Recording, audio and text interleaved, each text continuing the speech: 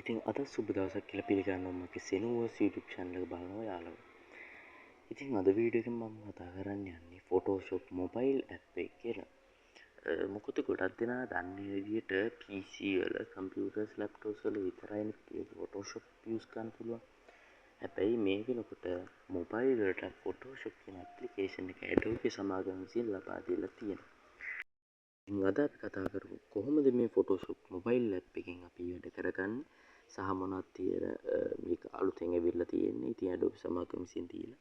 ඉතින් වැඩි කරන්නේ නැතුව අපි වීඩියෝ එකට යමු. ඔයා මගේ channel එක තාම subscribe කරලා නැත්නම් මේ දැම්මම subscribe කරලා ඊට එහා පැත්තේ bell icon එක click කරලා all press කරගන්න. ඒ වගේම අමතක නොකර වීඩියෝ like එකක් දාන්න. ඉතින් අපි යමු වීඩියෝ එකට.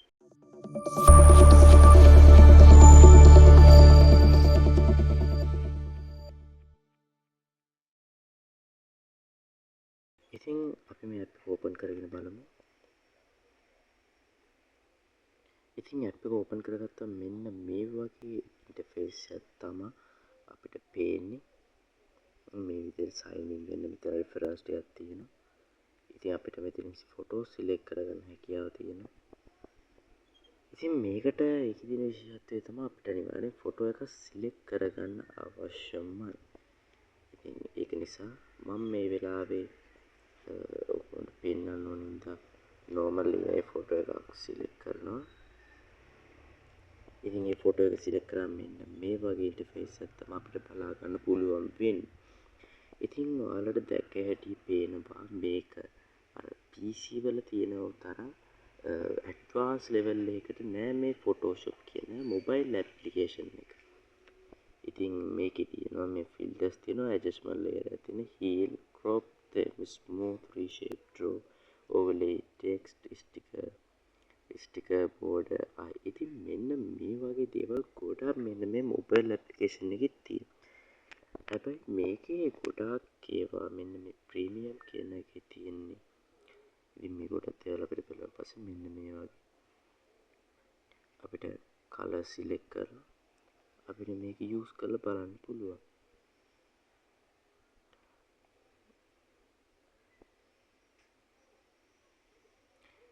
ඉතින් ඔයාලට බලා ගන්න පුළුවන්. ඉතින් සරලව කියනවා නම් මේ ඇප්ලිකේෂන් එක PC ඇප්ලිකේෂන් එක තරම් ඇඩ්වාන්ස් ඇප්ලිකේෂන් එකක් නෙවෙයි. ඒ වුණත් ඔයාලට සාමාන්‍ය විදිහට ෆොටෝ එකක් එඩිට් කරගන්න මෙන්න මේ ඇප් එක යූස්ෆුල් කියලා මම රෙකමන්ඩ් කරනවා. ඉතින් ඔයාලට බලා ගන්න පුළුවන් මේ ඇප්ලිකේෂන් එකේ තියෙන දේවල්. ඉතින් මෙන්න මේ විදිහට අපිට පුළුවන් ෆිල්ටර්ස් දාලා එහෙම එඩිට් කරගන්න. ඊපස්සේ මොනවා හරි ඇඩ්ජස්ට් කරගන්නවා නම් එහෙම මේ ෆොටෝ එක මොකක්ද ඔයාලට ඕනේ සයිස් එක මේ හැම එකම තියෙනවා. Facebook ad එකකටද නැත්නම් YouTube thumbnail එකකටද නැත්නම් YouTube channel art එකකටද නැත්නම් මේ ඔයාලට ඕනේ portrait මොන size හැම එකම තියෙනවා. ඉතින් මෙන්න මේ ඔප්ෂන් එක ගැන කතා කරා මේ ඔප්ෂන් එක ඉෆෙක්ට් එක මම මේලා Wi-Fi off කරලා තියෙනද මේක පේන්නේ. ෆොටෝ එක ස්මූත් කරන්න මෙන්න මේ ඔප්ෂන් එක පාවිච්චි කරන්න පුළුවන්. reshape කියන එක දන්නවා I කියන්නේ. ඉතින් draw ඉතින් overlays මේ විදිහට තියෙනවා. ඊට පස්සේ වාට ඕනි ටෙක්ස්ට් එකක් මෙතන නිකන් දැන් අපි ටෙක්ස්ට් එකක් ටයිප් කරගෙන බලමු. මම සිල්වර්ස් කියලා ටයිප් කරගත්තා. ඉතින් මෙන්න මේකෙන් අපිට පුළුවන් අපිට ඕන ෆොන්ට් එකක් දාගන්න. ඊට පස්සේ ඕන මෙන්න මේ වගේ ඒවා යූස් කරලා බලන්න පුළුවන්. ඒවට ස්ටොක් එකේ කලර් එක මොකක් වෙන්න ඕනේද මේ විදියට alignment එක මොකද මේක සෙන්ටර් වෙන්න ඕනේද නැත්නම් left side ද right side ද ඊට පස්සේ මේ වගේ ස්ටිකර්ස් තියෙනවා Wi-Fi off වෙනද මේවා පේන්නේ නැත්තේ. ඉතින් මේ borders යූස් කරන්න පුළුවන්. ඉතින් මේ වගේ ගොඩක් දේවල් මෙන්න මේ Photoshop කියන ඇප්ලිකේෂන් එකේ අපිට ලබා දීලා තියෙනවා. ඉතින් ඉදිරියට මේ Photoshop එක ගැන මම හොඳට වීඩියෝ එකක් එක්ස්ප්ලනේෂන් වීඩියෝ එකක් දෙන්න බලාපොරොත්තු වෙනවා.